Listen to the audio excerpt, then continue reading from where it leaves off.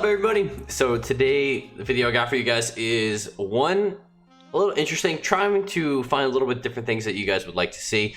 This was a 3v3 game. I was playing with Numbing and Palomore trying to play Arcane Assassination Rogue, and Rdruid, not an ideal comp whatsoever. And we're playing a little bit lower rate than I normally play in threes. But besides the point, I think this would be a great video to maybe show you guys how to maybe manage healing rot a bit better, because I do get that question a lot, especially against shadow play. So hopefully it's a good example, because I've never had a game this close to dying multiple times with no mana. Just for reference, this is a 10-minute game. I am halfway into it and I have no mana, and we live this entire rest of this part with no mana. So let's get right into it. Yeah, I'm chasing this Druid, I guess. Oh yeah, let me mute this one here so you guys can hear it. Okay, so we were new to this comp, trying to figure out how to get kills. It wasn't really working too well, so the games were going a little bit longer than they should have. But besides the point, not really trying to talk about how to play Rogue Mage, because I don't even know how to play it well. The general rule, though, we're playing against shadow play. What I am trying to do is, I got lucky with an innervate here. I didn't realize I had innervate up here. Is make sure, whenever you do get innervate up, you gotta get full advantage of it. I always innervate early on, so this is probably my second or third innervate at this point. And yeah, and you can shadow play. My biggest tip for anybody playing Resto Druid or just being the healer in general is never get UA'd if possible. Our positioning was very wacky this whole game, and on myself as well, and that made this game a lot harder than it should have been. There was a lot of times where I was forced out into the middle and I got UA'd for free. Not good. You want to be in a position that you could line every single UA unstable affliction, because you never want to deal with that silence. So my general rule for healing rot is you gotta be complacent with not topping people off. That's the biggest thing. If trying to just multi-dot, keep everyone up just a little bit, and being very aggressive with your calls for your teammates. You got to be the one calling their defensives. They shouldn't. I mean, sometimes they have to press it, like if it's burst. In burst scenarios, it's a little different. Like, you can't always react and say, press this, because, they die in 3 seconds. But in rot, you should be calling, like, press this, press this, press this. That's why you got the, the cooldowns over here on the side. All right, so we're getting into the nitty gritty. Damage is getting up really high. You see, I'm trying to spread dots between everybody. And if I don't have, I'm usually, caring the least about myself, because don't forget, you always have your Sarah's gift going on you. I got lucky here. My little ooze proc here. I don't know how I didn't die from this. I was calling I was dead. I had UA and mind games on me, and I think I BN'd before I dispelled it. I think that's what I ended up doing here. Yeah, so I get silence. Oh no, actually I BN'd before that even. Okay, so I BN'd before I dispelled it, and look, I got my ooze shield there that kept me up. I don't know how I lived that. That was kind of just like if I live it, I live it. But anyway, so you have your Sarah's gift always procking on yourself. Your Sarah's gift procs on yourself until you're topped. So at this point, I'm just trying to line the best I can, not caring about myself as much, right? This guy, I'm spammed. This is funny here. Wait, how low does he go here? 192. I was sitting there spamming cloak, cloak, cloak, cloak, cloak, cloak, cloak. I don't know how he didn't die from this rake. Not gonna lie. I end up, what did I even get off on him, man? So I got feared out. I got a rejuve, swarm. And then I called block on my mage because I had no other heals. I have NS ready, but I need to get the swift. I want to get the NS off first, or the nature swiftness off, or the soul of forest. So I end up swifting it. So this is something I do all the time, by the way.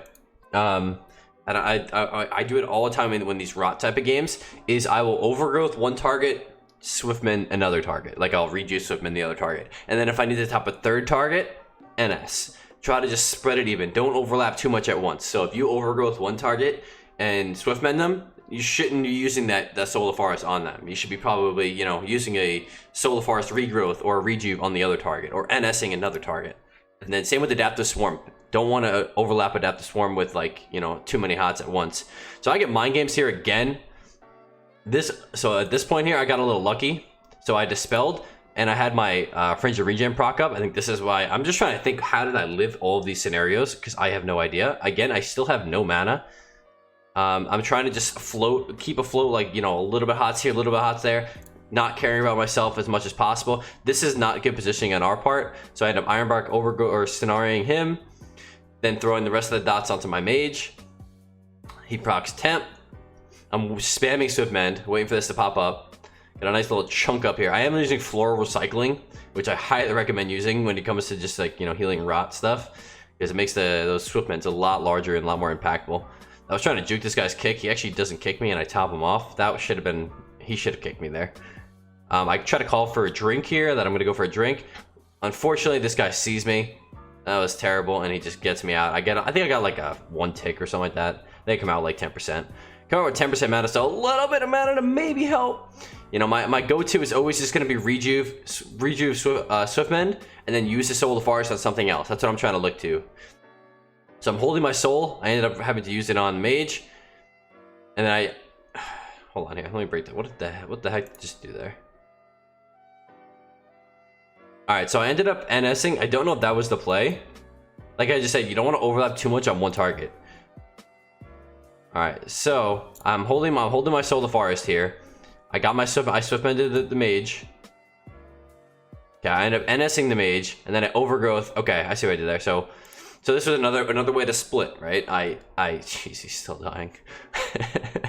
And again, just to, you know, reiterate, this is not good positioning at all from me, because I'm getting UA'd and getting dotted and probably gonna get VT'd, all that jazz. Not good. So I end up Swiftmend NSing the mage, and then I overgrowth Cenarian the rogue. So I'm trying to just somehow just split the healing between everybody. I got Innervate up, so that's why that was the only reason I got the overgrowth off. And now I try to get behind the pillar and just try to top myself with whatever I can. He starts dying though. Luckily they had no kicks up. He gets down to, oh my god, I've never had the game this close. What does he get down to? 871 health. I start spamming regrowths. Mana's back down to 5%. And another slight tip here, just this reminded me, if you have mana, get Life Bloom up. Get Life Bloom up. Life Bloom procs these instant regrowths. So if you're like in a mana issue game, make sure you always have Life Bloom up, because that's how you get those procs, the instant regrowths, or instant, the mana free. Sorry. At this point, I try to use, you know, again, find little things to use on each person and don't overload on one person. Fleshcraft came in handy here. I was saving it for, you know, ultimate form, but it doesn't even matter at this point. I need it for healing. So I ended up Fleshcrafting myself just to try to prevent you know, me having to heal myself. And then I get a big fat Swiftmend crit onto my mage, and now I'm chilling. Somehow I top the entire team with that go. I don't even know how. And now at this point, this is something, you know, you can always just spam swipe. If you have a druid that's constantly getting restelts, your swipe range is usually, if you're spamming swipe, unless they get really lucky, you're gonna hit them out. Okay, and then I end up getting a bash on him, and this misplay from him trying to stun me there, not that it's a misplay, him getting swiped out ended up costing him the whole entire game. Actually kind of wild. So we ended up winning the game off of that. I just want to highlight one more thing here, because I forgot to say it. I think I did it here. Okay. So I ended up topping him. Did I hit it here? Yes, okay. So Flourish, again. Guys, I know I could lie, no Flourish, but Flourish saves my butt cheeks all the time. And just make sure if you do use it, you got to stay in range.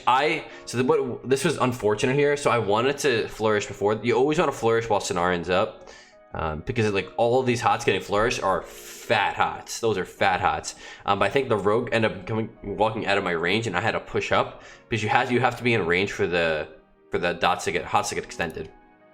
So I try to get as many hots on him as possible. When you're in that deep, you know, oh shit moment, you gotta, like, regrowth's your only go-to at that point. You know, hots aren't gonna save him versus, like, their dots are stronger than my hots, so he's gonna rot down. I end up pushing him into range, and then I Flourish it. I guess that's what kept us afloat here, man. Because, like, my rogue ended up getting topped off with the Flourish hots. I Fleshcraft myself, and then I got a fat Swiftmend onto the mage, and that actually topped this whole team off.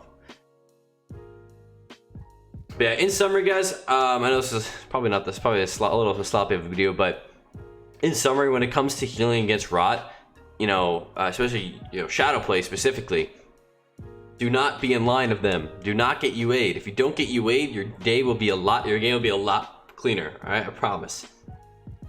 And yes, so you can dispel UAs sometimes if, you know, during their burst, but you just gotta be careful where your positioning is. And when it comes to healing spread pressure, okay. When it comes to healing spread pressure, try to just like kind of dip a little bit into each health pool, right? You know, if you use overgrowth in one guy, try not to use Swiftman on him. Use, you know, rejuice Swiftman the next target, and then NS the third target.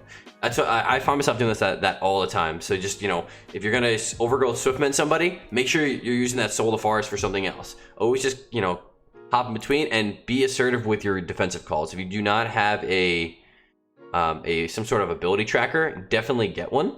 And the healer should be the one calling things out. Obviously, like I said before, burst scenarios, sometimes you can't possibly call that out. But like when it comes to rot and stuff, you should be calling, you know, cloak, evasion, vanish, whatever you may be.